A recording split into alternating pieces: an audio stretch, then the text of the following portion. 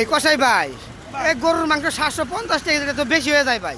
বেশি হয়ে জায়গা যে বেশি তো হয় ভাই আপনার মতো যারা হলুদ সাংবাদিক আছে এই যে উপর পরে ফেসবুকে যে এই যে 700 টাকা গোস্তের দাম কমে গেছে হাটে কি যান কোনোদিন না, হাড়ে না গেলাম। গরু কি কিনেন জীবনে আর আমরাও তো ফেসবুকে দেখি আচ্ছা। যে অমুক মন্ত্রী কমাই দিল তমক মন্ত্রী কমাই দিল, তাহলে এটা ভুল দেখি মন্ত্রীরা মিথ্যা কথা কয়। ওই যে দোকান ওই যে ও দোকান? মরাগার চাল না ও হ্যাঁ মনে নাই? হ্যাঁ ওকে তো ওগুনা বন্ধ। কান রাখবো, 600 টাকা 500 টাকা ওগুনা কান রাখবো। আচ্ছা মূল কাহিনী কোন, আমরা কি বেশিটা কিনেন নাকি? ভাই শুনেন আমরা এই ব্যবসাটা খালি বাপ দাদার ব্যবসা রেখে কই লাগাইতাছি বুঝছেন কি হ্যাঁ। যারা কষা ব্যবসা করতেছে ওরা বুঝে গরু কিনা জব করে এর টাকা উঠানো এই যে গরুটা কালকে হাটে থেকে কিনে আনছি যুগনি হাটে থেকে হ্যাঁ। কত দিয়ে কিনছি জানেন কত দিয়ে কিনছেন? 88,000 টাকা 85,000। আল্লাহ মাংস সাক্ষী। মাংস কত কেজি হবে? 3 মণ হইছে ভাই 3 মণ হইছে কি